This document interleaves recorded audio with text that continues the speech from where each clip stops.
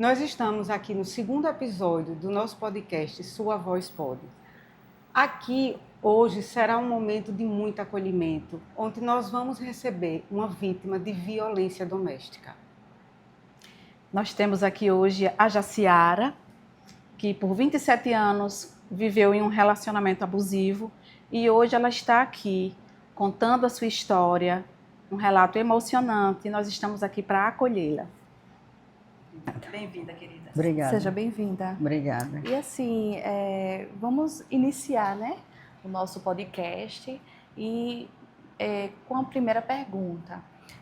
Qual a diferença do início do relacionamento e o que ele se tornou? Bem, no início do relacionamento, eu era muito jovem. Eu tinha 16 anos. E já fazia uns 2 anos que ele sempre ficava me paquerando. No caso, eu tinha uns 14 anos, não é isso? Mas naquele tempo, eu tinha uma imagem que eu parecia ter mais idade do que eu tinha, mas era uma menina. E aos 16 anos a gente começou a namorar. E um homem muito amoroso, muito atencioso. Ele chegou num momento muito difícil, que era o término do relacionamento dos meus pais, que vinha também de problemas muito graves, assim como o meu. E eu estava num momento muito vulnerável. Se sentiu acolhida? Isso, muito acolhida. Era um homem muito presente, muito amoroso, muito prestativo, tudo muito, muito. E com o passar do tempo, já no namoro mesmo, ele já começou a dar os sinais. E os primeiros sinais foram a estupidez, a ignorância, a ausência. Mas eu já estava completamente envolvida. Naquele momento eu não tinha mais como me desprender, porque eu estava literalmente apaixonada por aquele homem. Eu não conseguia. Foi meu primeiro homem, né? Foi com quem eu formei a família, foi com quem eu tive o primeiro filho, mas foi um homem que iniciou com todos aqueles buquê de flores, entendeu? Chegadinha de surpresa, sempre muito carinhoso, mas com o decorrer do tempo ele já foi demonstrando já. Só que eu não tinha sabedoria, não tinha maturidade, não tinha experiência e não enxergava já tudo isso, e com aquele amor que eu sentia por ele, que o amor que eu tinha por ele era maior do que a mim mesma. E Você não entendia o que não, acontecendo? lógico que não. Eu não entendia nada. E eu estava envolvida com ele, não tinha mais como, não passava pela minha cabeça eu viver sem aquele homem, não me enxergava mais sem ele. E quando ele teve essa certeza que eu não vivia mais sem ele, aí foi de pano de chão. Quanto mais tempo baixo. depois de relacionamento? Foi um relacionamento estendido. Que durante o tempo que você conviveu foi assim? Isso. Entendeu? A gente desde sempre que a gente teve um relacionamento como de marido e mulher. Com 4 meses, eu me entreguei para ele. Foram só 4 meses. A diferença de idade era gritante. Era uma menina de 16, sem experiência alguma, com um homem de quase 25 anos, já com a experiência muito grande. Então ele sabia o que ele estava fazendo. Quem não estava sabendo o que estava fazendo era ele. Né? Mas ele já sabia o que ele estava fazendo. Você sofreu violência durante a sua gestação? Sofri. Desprezo de 100%, esquecimento. Durante toda a gestação não tinha relações sexuais, com ele, literalmente esquecida, mulher feia e jumento procura os seus donos. Era assim que ele soltava vamos dizer, uma piada, uma frase, alguma coisa do tipo, que eu não conseguia na época assimilar. Qualquer discussão que a gente tinha, ele falava mulher feia e jumento procura os seus donos. E depois de muito tempo foi que a ficha caiu, que a mulher feia que tinha que procurar o dono seria eu. Então você, nesse contexto, nessa época, você não tinha a percepção Não. da forma como ele estava lhe tratando? Não. Quando eu estava eu creio que com uns 7 meses, acho que foi isso, uns 7 meses de gravidez, e ele passou a tarde lavando o carro na porta de casa com um amigo, e ele lavando o carro e bebendo, e ele sempre foi um homem muito grosso, um homem sem traquejo nenhum, comigo. Na rua, muito simpático, quando quer, né? Muito atrativo, mas dentro de casa, o próprio demônio. E eu lembro que nesse dia, eu estava na cozinha e tinha uma fruteira. E de uma discussão minha e dele, eu estava bem próximo dessa mesa, que era uma mesa de mármore, e eu estava com um pano de prato. E ele pegou, quando ele pegou nesse pano de prato que ele puxou da minha mão, eu bati com a pelve na quina da mesa. E quando ele viu que eu sentia a dor, e o rapaz que estava com ele lavando o carro, eu vi quando o rapaz fez assim, né? E ele foi e puxou, né? Soltou o pano. Eu botei a mão na barriga, no lado, e peguei uma laranja que tinha um ato espontâneo na fruteira e sacudi nele e disse: você tá louco? A minha barriga. Então, isso é só uma ponta, né? Uma ponta. Ô, Jaciara, e hoje, após 4 anos de separação, você ainda tem medo dele? Claro. Principalmente nos 2 últimos episódios, né?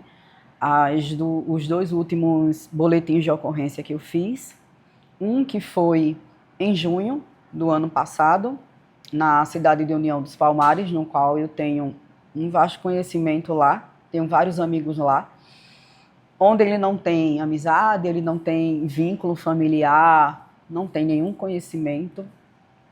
E nesse último dia de festa que tinha lá, estava chovendo muito, eu fui nesse dia com o meu sobrinho e uma conhecida nossa. E quando a gente chegou nesse lounge, que era o lounge da prefeitura, mas era um lounge pago, e a gente estava todo mundo no batente do lounge, porque o lounge estava muito cheio nesse dia, que era o último dia de show lá. E estava eu, meu sobrinho do lado, meu amigo de frente, a irmã dele, assim, um pouco mais à minha frente. E essa amiga que foi conosco estava do lado do meu sobrinho. E a gente já querendo ir embora, mal tinha começado o show, a gente estava querendo ir embora devido ao tumulto. E eu estava, gente assim, olhando pro nada. Não sei se é Deus, o que é. E eu olhei assim do lado. E quando eu olhei do lado, eu disse: eu não acredito. A distância que ele estava, ele com o atual dele, era a mesma distância que eu pudesse abrir a minha mão. Ele já tinha me visto, porque quando eu olhei, ele já estava olhando para mim. E você já estava com medida protetiva nessa Estava com a medida protetiva. Eu andava com o botão de pânico, porque qualquer coisa só era acionar o botão de pânico e ligar para o Copem, e estava com a medida protetiva impressa. Caso meu telefone descarregasse e eu não conseguisse mostrar para alguma autoridade a medida protetiva no telefone, eu mostraria a impressa. Foi quando eu olhei, né, continuando a olhar para esse lado, quando eu olhei ele, que avistei ele, a atual dele estava de costa e ele com a mão assim nela, só que ela já estava com o telefone ligado. Qual a intenção? Não sei, entendeu? Filmando. Quando eu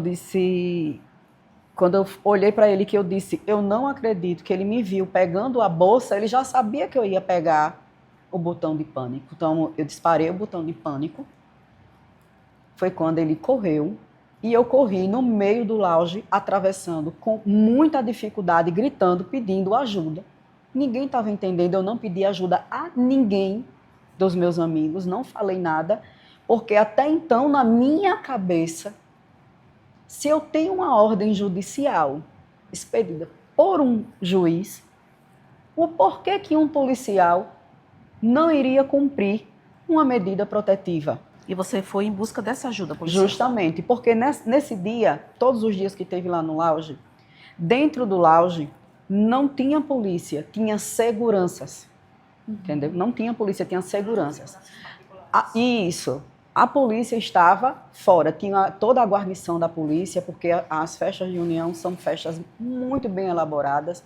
Eu nunca vi em nenhum momento, nenhuma festa que eu participei, ou outras festas que teve, de ninguém dizer que teve algo inesperado, tanto que as festas lá públicas, como o carnaval, é muito tranquila lá. E, de fato, eu não esperava ele lá, porque ele sabia que ele tinha uma medida protetiva e que não poderia chegar próximo a mim. Então, para que ele iria numa cidade que ele poderia me encontrar lá, que ele sabia que lá era o meu único refúgio, que até então eu não voltei mais na cidade devido a isso. Você conseguiu a proteção policial que você precisava naquele momento? Isso mesmo. O que foi que aconteceu? Quando viram todo o tumulto, encontrei até no meio do percurso com um deputado, né, que eu não vou citar o nome, um deputado que abraça a causa, pedi ajuda. Eu disse, me ajude, pelo amor de Deus, eu tenho uma medida protetiva. Esse homem, ele está próximo a mim, ele está aqui no auge, pelo amor de Deus, me ajude. E ele deu um sorriso de cantinho de boca e não fez nada. E ali eu entendi e continuei.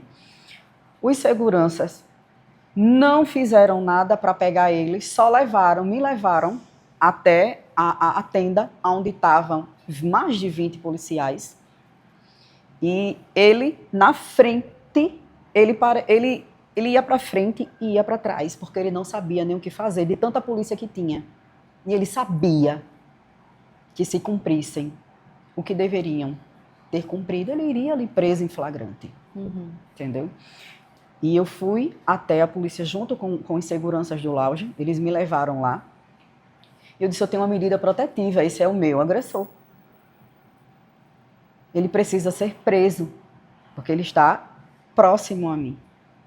E o policial olhou para mim, eu não sei dizer se é chefe da noite, não sei o que é, ele disse, ele está fazendo alguma coisa com você?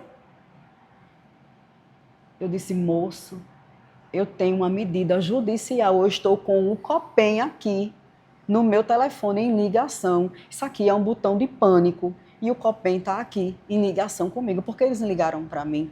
Porque o botão acionou. Esse botão de pânico, para onde você vai, o Copem sabe aonde você está. Você está sendo rastreada.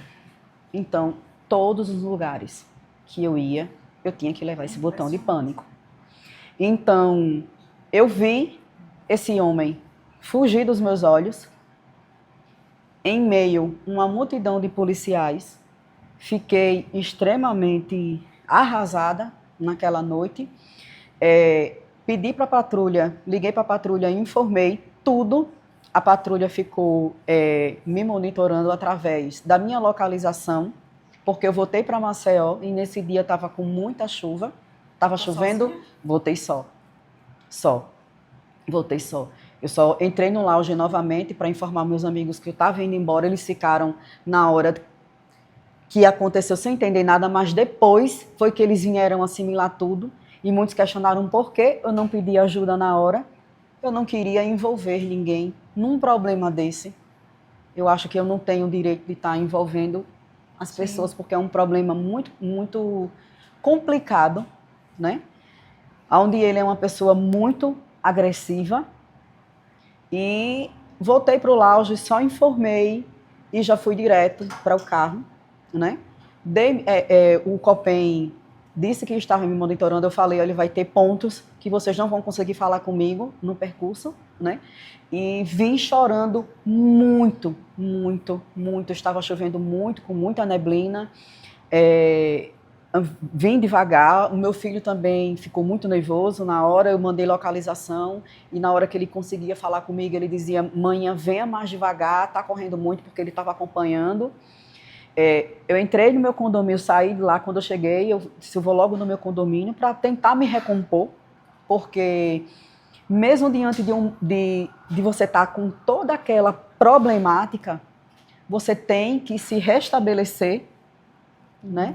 Tentar buscar um equilíbrio para que aquele profissional que vai te atender, ele poder te entender.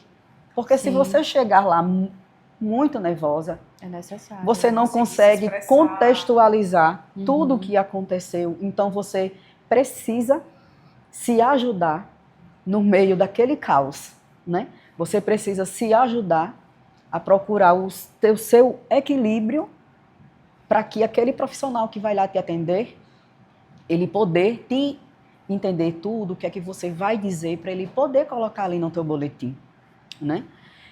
E eu passei em casa, tirei minha roupa porque eu estava completamente molhada, porque eu saí, o lounge era coberto, mas eu saí, quando eu saí, estava chovendo muito, então tive que passar em casa, tirar minha roupa, vestir uma outra roupa, fiquei sentada, eu acho que meia hora, 40 minutos no meu closet, chorando muito, muito, muito, muito, muito, para poder Tentando tentar se restabelecer. isso, me recompor.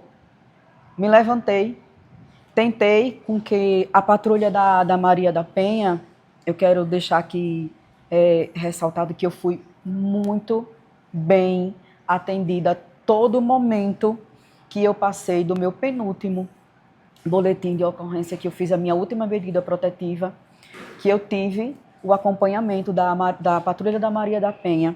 Eu fui muito bem protegida. Eles me mandavam todos os dias, eles me mandavam uma mensagem de bom dia, que eles sempre estavam lá. Foram na minha casa, acho que por 2, 3 vezes, para ver se estava tudo bem, como é que estava, que qualquer coisa eles estavam lá e tudo. Mas, infelizmente, nesse dia que eu pedi para que eles me acompanhassem da minha casa até o CODE, eles não puderam me acompanhar devido à demanda. A gente entende, né, que há um fluxo grande e uma patrulha pequena para eles atenderem toda a demanda, e eles estavam atendendo uma ocorrência e eles não puderam me acompanhar, mas eu fui só. Mas essa violação, ela é passível de prisão. E por que ele não foi preso? Com certeza. Você se perguntou isso algumas vezes, assim? Porque não foi a única vez que aconteceu, né? Eu me questiono até hoje, e falar disso para mim é muito difícil, porque é no momento que você se sente de extrema vulnerabilidade, onde a justiça, ela não te protege.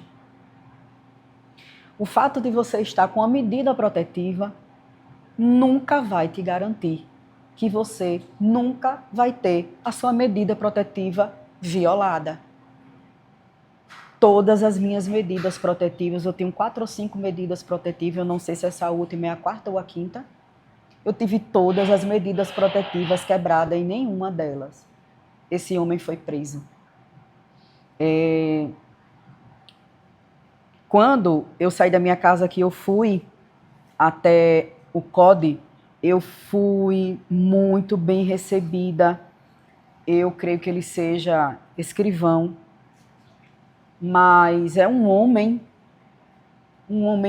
maravilhoso, que é o Arlito Saraiva. da Silva Júnior. Eu não quero deixar de dar o nome dele completo e ressaltar o quão tão generoso esse homem foi. Ele foi muito acolhedor. O fato de ser um homem, o fato de eu não ter sido atendida por uma outra mulher, não significou nada que eu não tivesse sido muito bem acolhida por ele no CODE. E é isso que você merece. Isso. Um bom Todas acolhimento. as vezes que eu fui no CODE, eu fui muito bem atendida no CODE. Eu tive um acolhimento no meu primeiro boletim de ocorrência que eu fiz lá, que foi a primeira medida protetiva. Fui muito bem acolhida por psicólogo lá. Foi um tratamento que eu saí de lá muito bem acolhida. E nesse segundo momento, lá no CODE, eu fui atendida pelo Arlito. E por vários momentos ele teve que parar, porque eu não conseguia parar de chorar. Eu estava muito nervosa. Era uma mistura de nervosismo, uma mistura com revolta, uma mistura de indignação, de falta de proteção, me perguntando a todo momento o que era que esse homem queria fazer comigo que ele não conseguiu. Aí onde eu falo, a mão de Deus, o poder de Deus, que quando o homem ele não te ajuda, Deus está lá para te proteger. Sim. Porque foi Deus que me protegeu em todos os momentos da minha vida. Ele tem sido muito grande comigo. Diante dessa sua situação, diante de tudo que você viveu e ainda vive, como foi em relação ao acolhimento das pessoas, de amigos, de família e também da sociedade como um todo? Como é que foi isso? Amigos, a palma da mão, né? Eu tenho uma amiga minha que eu digo que é amiga, irmã. Eu acho que tem pessoas que são amigos de alma, irmãos de alma, né? Que se entendem, que a gente tem até uma telepatia, um gosto que a gente mesmo se questiona como é que é isso, né? Que é a minha amiga Gil. Tem uma família pequena, mas graças a Deus, muito acolhedora, pessoas humildes, mas são gente, né? Que minha mãe, o meu filho, o meu primo, que me ajudou muito, que foi financeiramente, é aquele que ele tem muito compromisso, mas que ele diz assim, eu não tô aí, mas qualquer coisa, se você gritar, eu tô aqui, entendeu?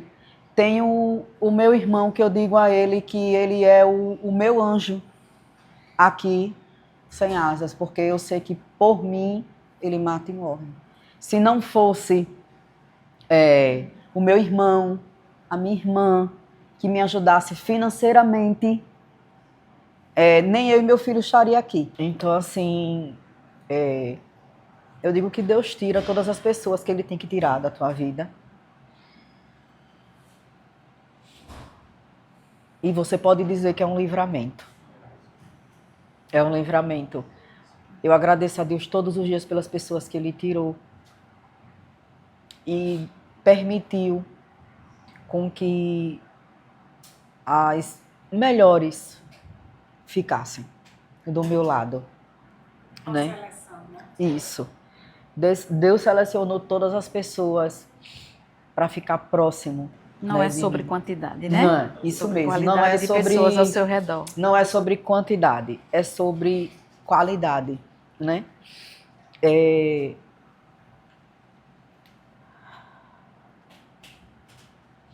A família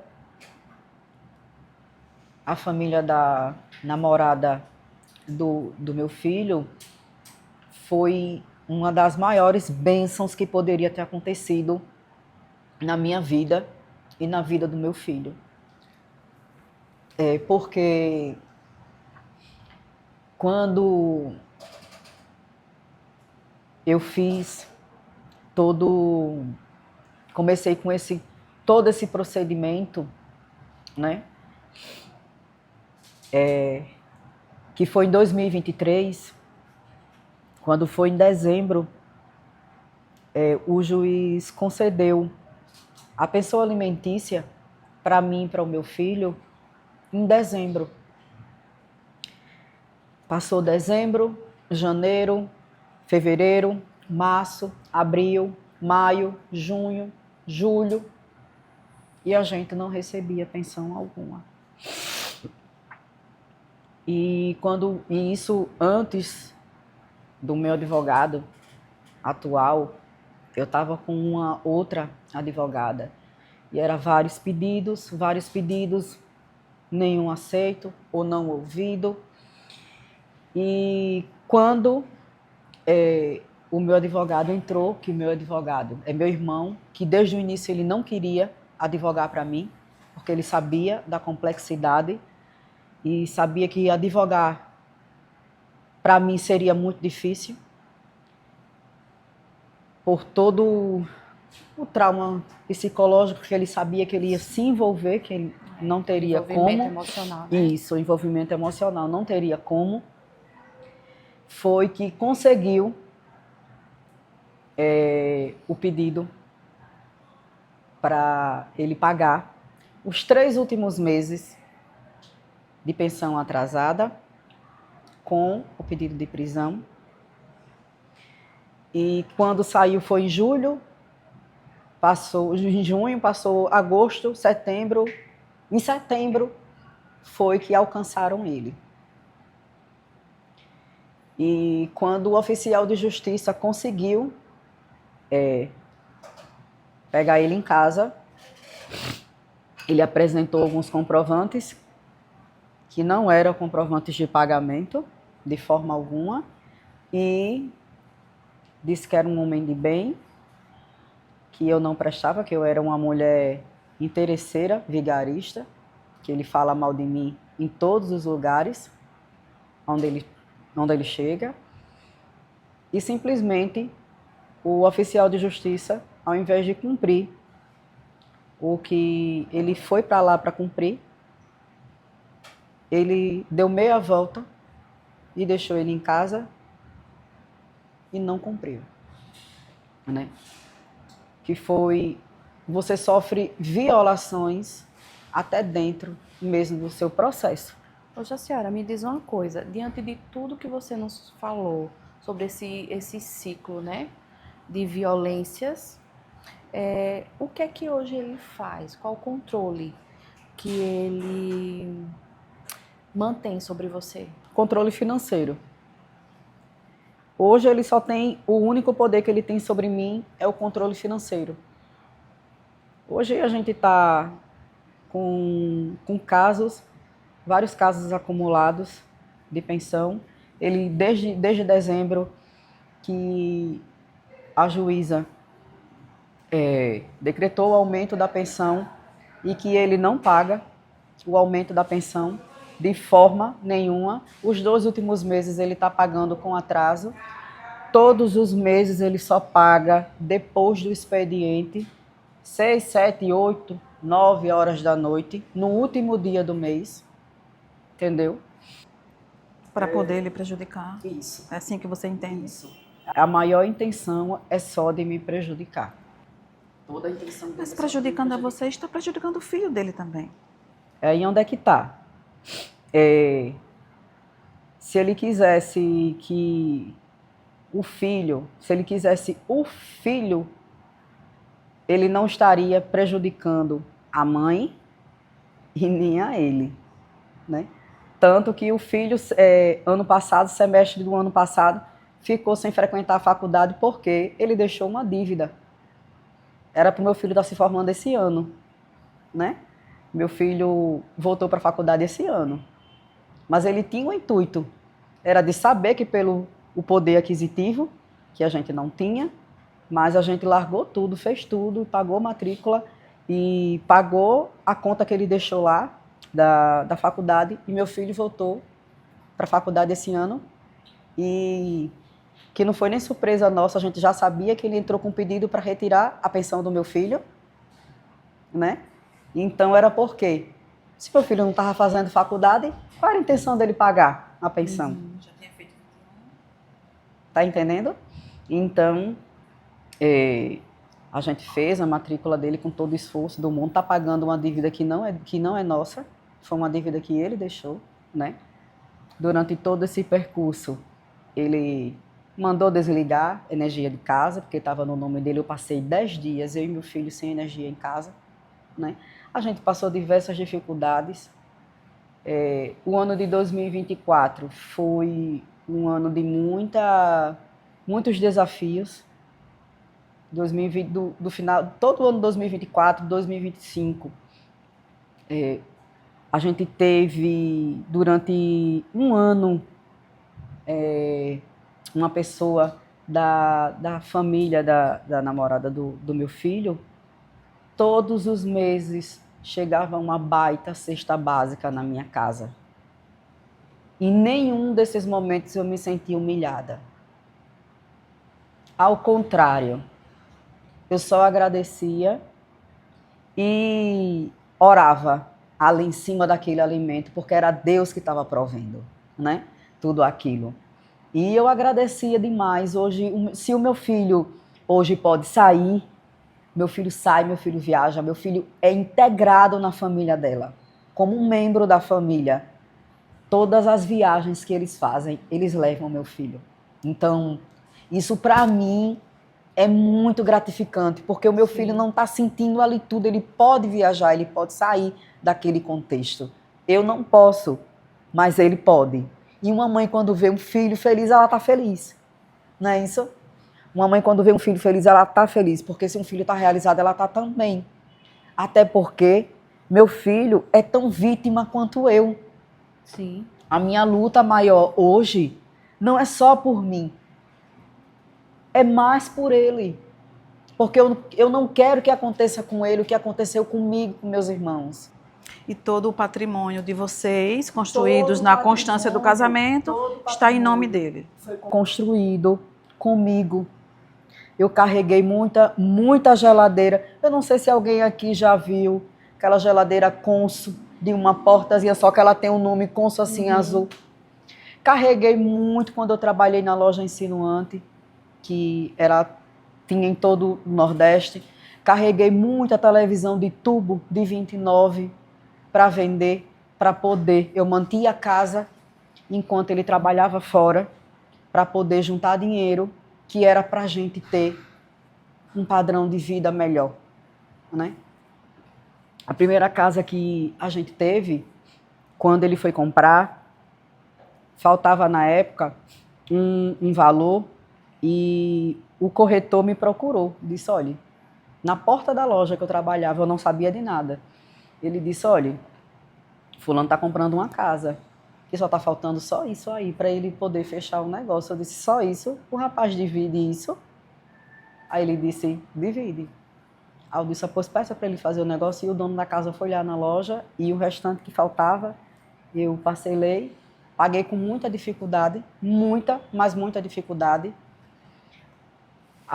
Essa casa, quando a gente foi para essa casa, era tipo assim, era uma casa muito engraçada, não tinha teto, não tinha nada.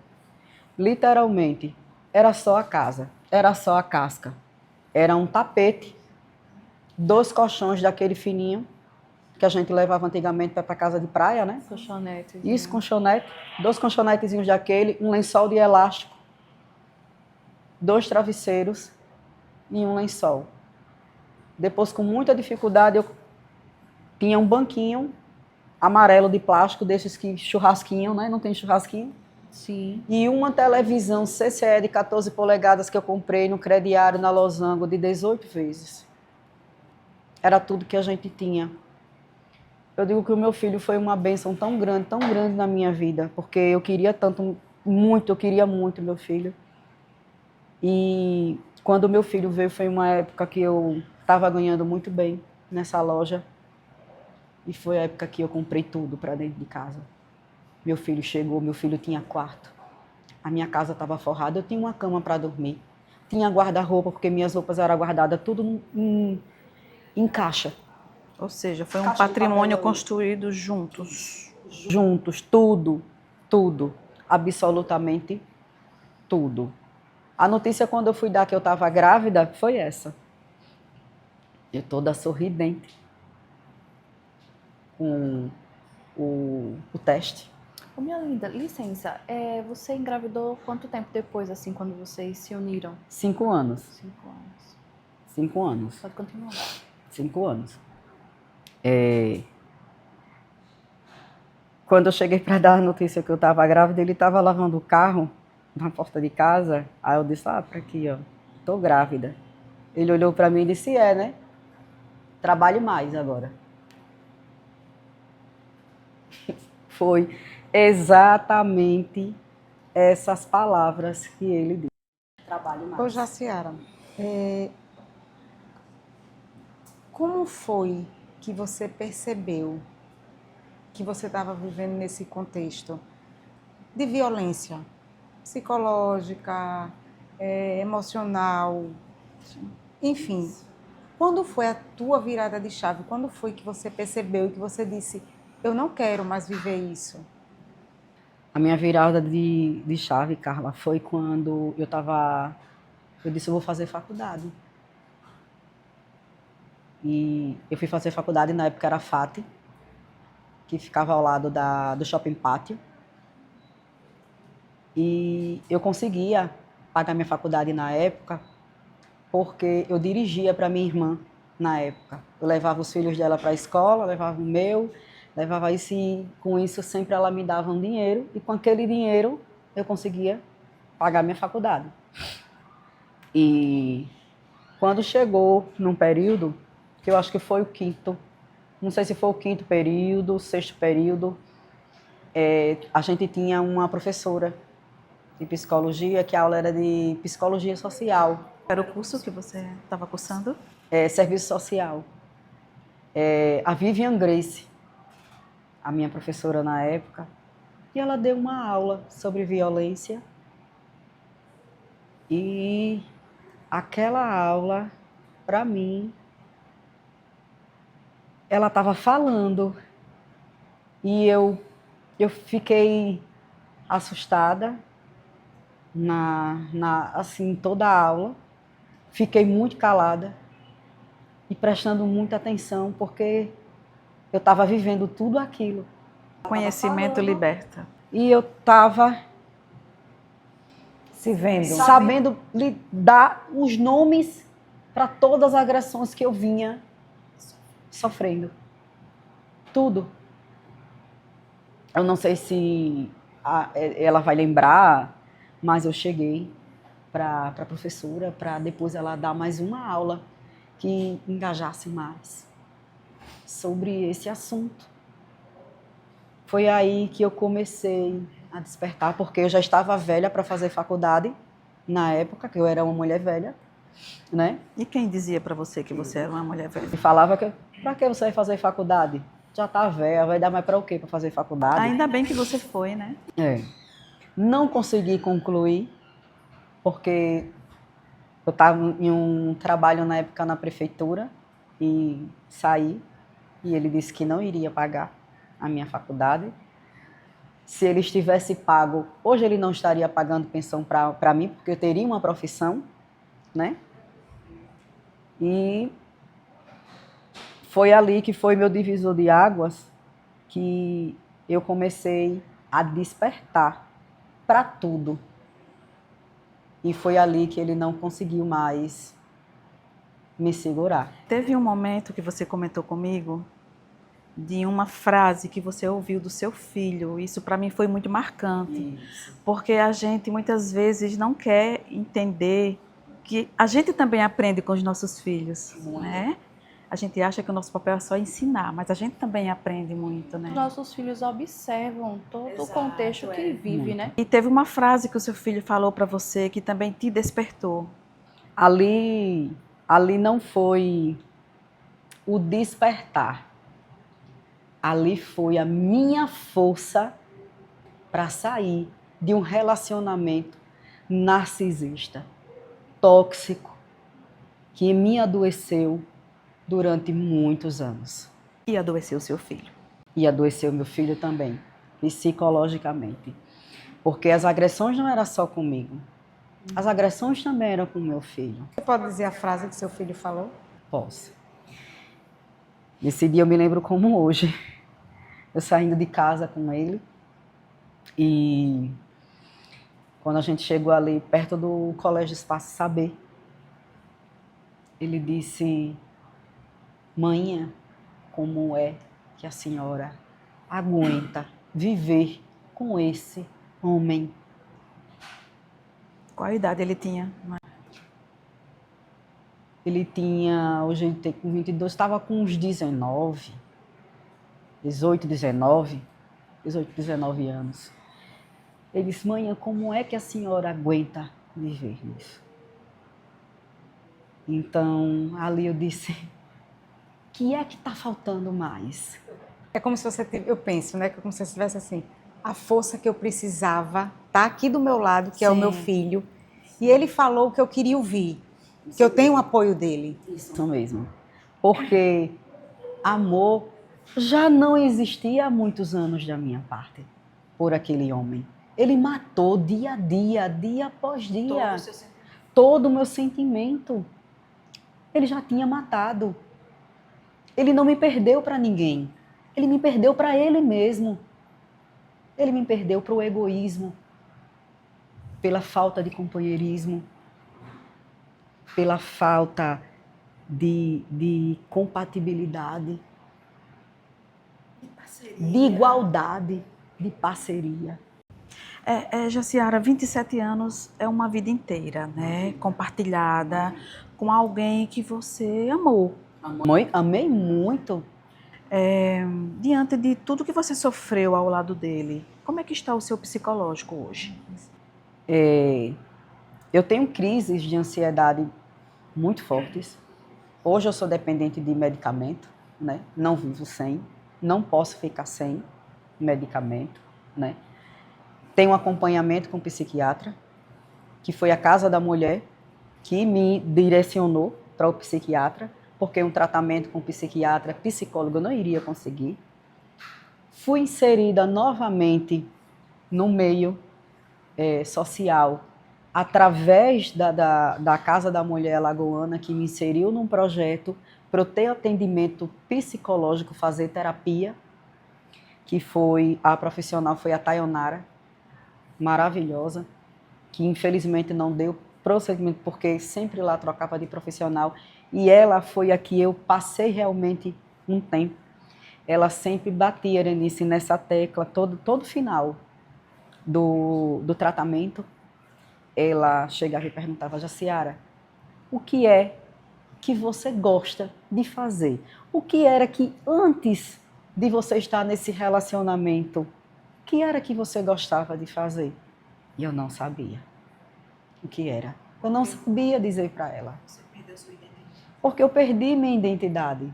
Eu era Jaciara, a que trabalhava, era Jaciara mãe, era Jaciara mulher, era Jaciara dona de casa, era Jaciara irmã, filha. Eu só não era eu. Então eu não sabia mais nem do que era que eu gostava. E durante todo esse processo chegou uma hora que eu falei para ela o que é que eu gostava. Ela disse: "Jaciara, vamos bater de novo. O que era que você mais gostava quando você fazia antes desse relacionamento?" Eu disse: "Tayonara, era dançar. Eu gostava muito de dançar." E foi através dela que, com muita dificuldade, né, através das minhas amizades que eu consegui fazer lá em União, né, que o pessoal me abraçou. E eles não sabiam nem o tamanho do que eles estavam fazendo por mim, né? Eles não tinham noção do que eles estavam fazendo. E eu tinha uma amiga específica que ela: "Bora, amiga, vamos, se anima." Porque aquele contexto ali, para mim, era novo. Eu não sabia estar com amigas em um restaurante, em um bar, em um show. Não, Você estava muito sofrida, né? Ainda em luto, né? muito, muito. Não sabia mais o que era me inserir. Então, eu ficava meio que deslocada no meio daquilo tudo. Eu ficava meia, o que é que eu estou fazendo aqui? Até quando chegou um momento que eu comecei a achar normal. Tinha uma hora que eu ia chegar a achar normal. E eu cheguei a achar normal. Então, são etapas que você tem que ir devagar. E se você pudesse fazer um pedido hoje ao Judiciário Alagoano, qual seria a prioridade absoluta para que você vivesse em paz com seu filho? Muito simples. Que eles só cumprissem a lei. Que não fosse só um papel formulado com o nome das leis. Porque no mandato judicial que tem de medida protetiva, está lá. Se aproximar de você, é para ele ser preso em flagrante imediatamente. Quantas vezes ele descumpriu essa medida? 4 ou 5 que eu teve de medida, todas elas foram descumpridas. E as de pensão alimentícia também? De pensão alimentícia até agora. Até agora vem esses embargos, esses pedidos, e que não chega é exaustivo, cansativo. Muito. Demais. Muito. Foi dito que eu já disse várias vezes, ele mora do outro lado. Ele não mora aqui no Antares, ele mora do outro lado. Mas ele frequenta a padaria, próximo do meu condomínio. Ele frequenta o supermercado próximo do meu condomínio, barzinhos próximos do meu condomínio. Então, ele sempre está na redondeza. Sempre está por perto. Até a cidade de Rio Largo, que é a cidade onde mora a minha família. Tem família dele também. Eu não estou indo. É muito difícil. Você não se sente segura? É muito difícil eu ir. Porque diante do último episódio, que foi no dia 27, às quase 5 horas da tarde, que eu estava na minha casa, que o vigilante chega perguntando se uma pessoa estava na minha casa, que eu disse que não. E que era a mulher dele, dando nome falso, querendo falar com o administrativo para tratar da casa dela, que depois eu vim saber que a casa que ela estava se referindo era minha. E que ali eu constatei que era ela, dentro do condomínio, que foi chamado polícia, chegou lá Rotan, que foi tudo, que todo o pessoal do condomínio presenciou, está tudo filmado. Essa mulher, ela não foi revistada, nem ela, nem carro. Ele poderia estar dentro do carro. Eu poderia hoje não estar nem aqui contando história, assim como aconteceu também no União dos Palmares, tudo que aconteceu. E mesmo diante de uma medida protetiva, o que foi que a justiça me deu?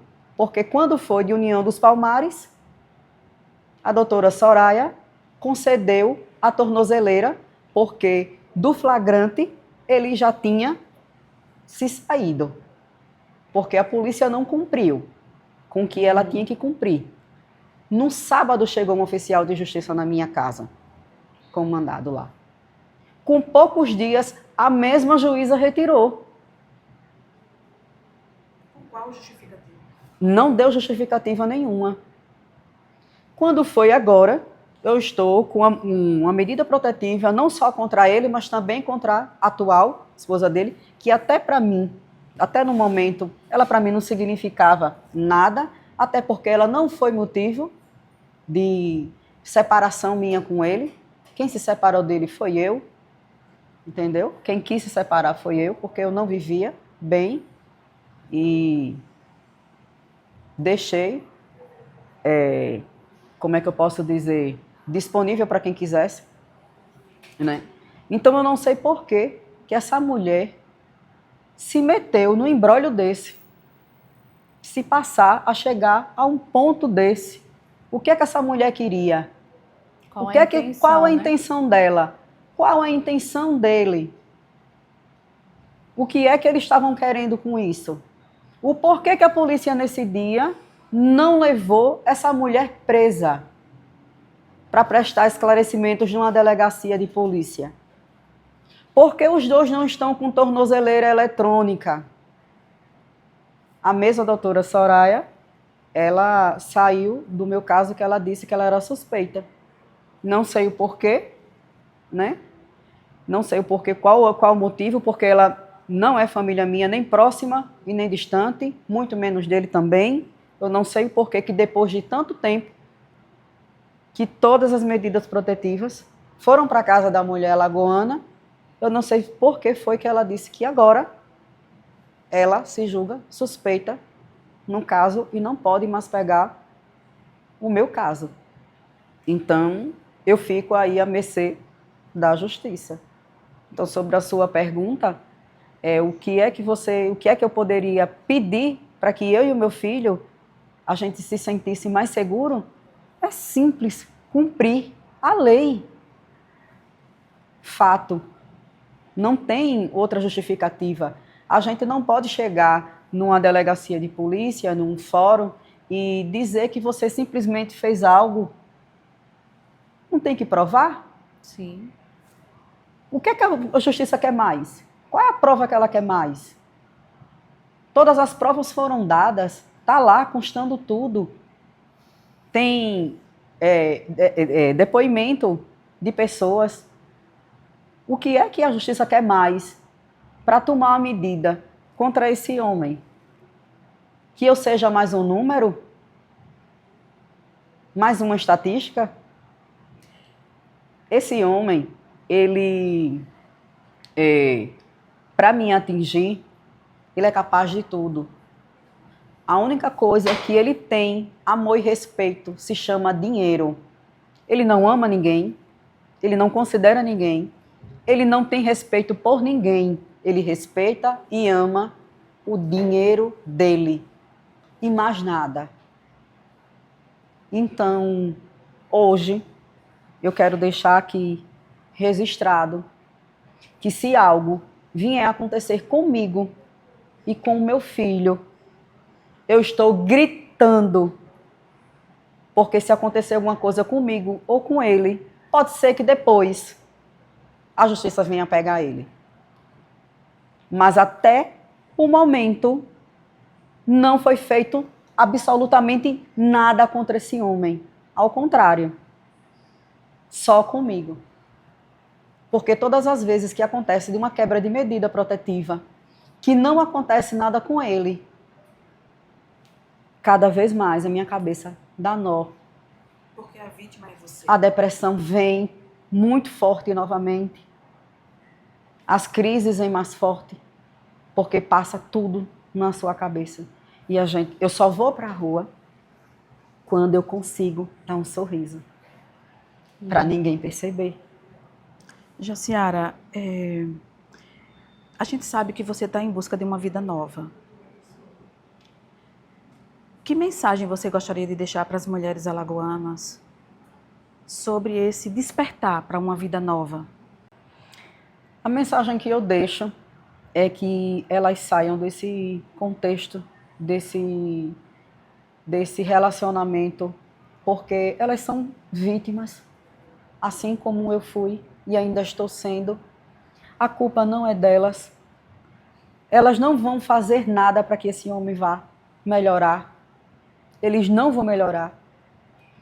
Que elas coloquem na cabeça que elas não são psicólogas, psiquiatras, não é casa de repouso, não são terapêuticas e nem hospício. E mesmo que elas fossem, o problema do narcisista não tem cura. Não tem cura.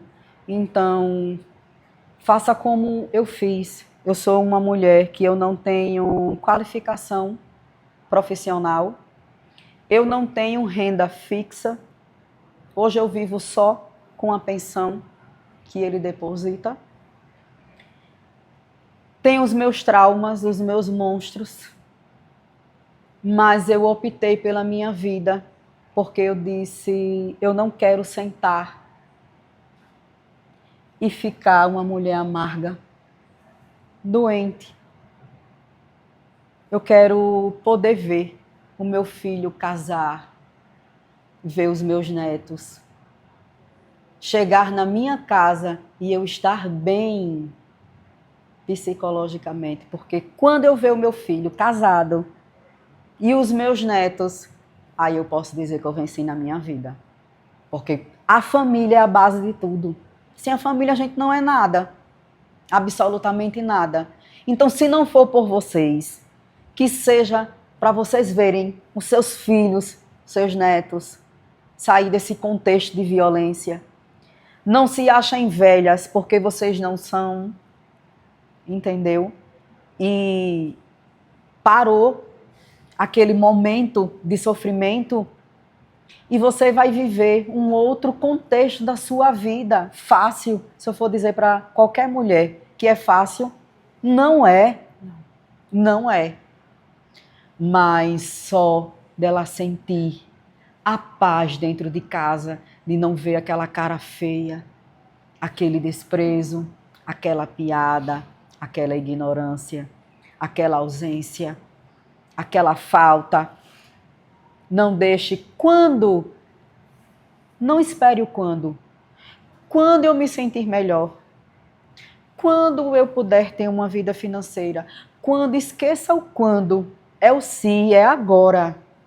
É agora o momento da mulher se livrar de um homem desse. É agora. É a vida dela. E a vida é o bem mais precioso que uma mulher pode ter. Ela pode evitar o choro do filho por não ter mais uma mãe, o choro da mãe, de um pai, de um irmão. Porque quando um homem ele mata uma mulher, ele mata a família inteira. Ele leva a família inteira. Leva toda a família. Então, faça por você, faça por seus filhos, faça pela sua família.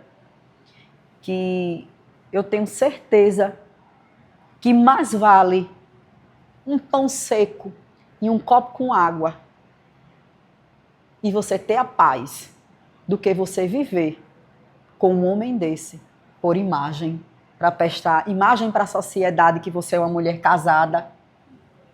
Você ter uma vida instagramável, para estar postando, e quando chega dentro de casa você vive um ciclo vicioso, né? Um verdadeiro inferno. Então, a sociedade ela sempre vai te cobrar. Por mais que você faça, você nunca vai estar certa. Uns vão dizer que você está, muitos vão dizer que você não está. Mas o que vale é você. O que você vive, o que você sabe, é o que mais vale. Nós queremos agradecer, né, Carla, a sua presença aqui, a sua coragem, a sua disponibilidade em nos atender, trazer aqui o seu relato verdadeiro. Sinta-se abraçada por todos nós. Agradeço. E o que precisar, nos procure. Eu agradeço. Obrigada. Eu agradeço. Obrigada mesmo. Obrigada.